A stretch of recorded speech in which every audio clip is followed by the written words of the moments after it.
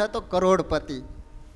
શેઠે વિચાર કર્યો કે આ કરોડ રૂપિયા છે મારા છોકરાને સોંપી દેવા, પણ સોંપતા પહેલા છોકરાને ખ્યાલ કરાવવો છે કે આ કરોડ રૂપિયા મેં કઈ રીતે ભેગા કર્યા એમ. છોકરાને કહે છે કે છોકરા, કાલ સાંજ સુધીમાં 1 રૂપિયો મને આપી જાય છે. એની મમ્મી પાસે જઈને કે મમ્મી મને રૂપિયો આપો. શેઠની પાસે જઈને કહે છે કે પપ્પા લ્યો આ રૂપિયો. શેઠ કહે છે કે દીકરા, સામે ઓલો કૂવો દેખાય ને એમાં રૂપિયો નાખી આવ. તરત છોકરો કૂવામાં નાખી આવ્યો. એના પત્ની હતા ને એને પિયરિયામાં મૂકી દીધા. બીજા દિવસે કીધું આજે તું 1 રૂપિયો લઈને મને આપી જાય. એની બેનની પાસે રૂપિયો લઈને એના પપ્પાને કહે લ્યો પપ્પા રૂપિયો. તો કે સામે કૂવો રહે ને એમાં નાખી આવ. તરત નાખી આવ્યો. એને મામાના ગામ એની દીકરીને મોકલી દીધી. હવે ઘરમાં બીજું કોઈ હતું નહીં. શેઠે કહ્યું કે આજે સાંજ સુધીમાં 1 રૂપિયો મને આપી જાય છે. વિચાર કર્યો કે હવે રૂપિયો કોની પાસેથી લાવો. તે ગામમાં ગયો. એમાં એક શ્રીમંત માણસે દુકાનમાંથી જે કાંઈ વસ્તુની ખરીદી કરવી હોય છે એને એક મોટું પોટલું બાંધેલું, અને એ કોઈક માણસ ગોતતો હોય છે મજૂર કે ઉપાડીને ઘરે પહોંચતું કરી દે. એમાં ઓલો શેઠનો છોકરો કહે છે કે આ પોટલું તમારા ઘરે પહોંચતું કરું તો મને કેટલું આપશો? તો કે રૂપિયો આપીશ. અને આ શેઠનો છોકરો કોઈ દિવસ વજન કિલોય નહીં ઉપાડેલો. એને 1 મણનું પોટલું પોતાના મસ્તક ઉપર ઉપાડ્યું. પરસેવે રેબ જેબ થઈ ગયો. માંડ ઘરે પહોંચ્યો. પોટલું માથા ઉપરથી નીચે ઉતાર્યું અને ભાઈ એને રૂપિયો આપ્યો, પણ રૂપિયો એવો મુઠ્ઠી વાળી. શેઠ પાસે આવીને કહે છે કે બાપુજી લ્યો આ રૂપિયો. શેઠ કહે છે કે સામે કૂવો છે ને એમાં રૂપિયો નાખી આવ. ત્યારે છોકરો કહે બાપુજી શું બોલ્યા?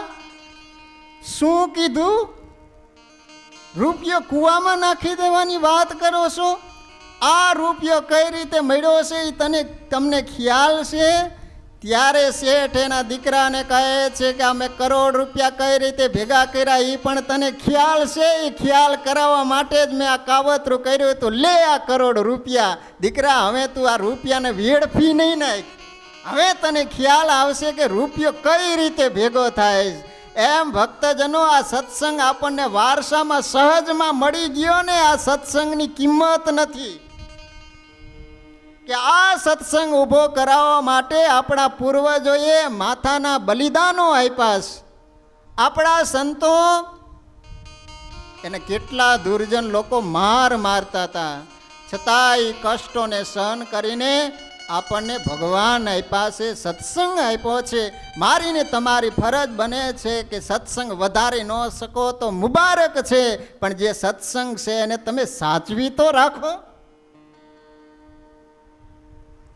એટલા માટે અહીંયા શ્રી હરિ કહે છે કે જેમ નાવ વિના નિરનિધિમાં નથી તરવા અન્ય ઉપાય, તેમ સંત વિના સંસાર તરવા સિદ્ધ ઈચ્છે કોઈ ઉર્માય. અહીંયા સ્પષ્ટ સ્વામિનારાયણ ભગવાન અને નિષ્કુળાનંદ સ્વામી કાવ્યમાં એમ કહે છે કે નાવ વિના કોઈ દિવસ સમુદ્રને તરી ન શકાય, એમ સાધુ વિના અત્યાર સુધી ભવસાગરને તરી અને ભગવાન સુધી કોઈ જીવ પહોંચી નથી શક્યો. જેને સંત મળ્યા છે એને જ ભગવાન મળ્યા છે. જેમ રવિ વિનાની રજની જાણો નથી જવાની જરૂર, તેમ સંત વિના અજ્ઞાન અંધારું કેદી ન થાય દૂર. આકાશમાં ગમે એટલા તારા ઉગે પણ અંધકાર દૂર ન થાય. જ્યારે એક જ સૂરજ ઉગે ને તો સારો અંધકાર દૂર થઈ જાય ને સારી સૃષ્ટિ પ્રકાશથી ફેલાઈ જાય. એમ જ્યારે જીવને સાધુનો સમાગમ મળે છે ને ત્યારે અજ્ઞાન રૂપી અંધકાર દૂર થાય છે અને જ્ઞાન પ્રગટે છે. આ રીતે સ્વામિનારાયણ ભગવાને વિશાળ સભામાં સંતનો ખૂબ મહિમા બતાવ્યો છે. શ્રી હરિએ સંતોને પોતાની પાસે બોલાવીને કહે છે કે સંતો, હવે તમે ગામડામાં વિચરણ કરવા માટે જાઓ.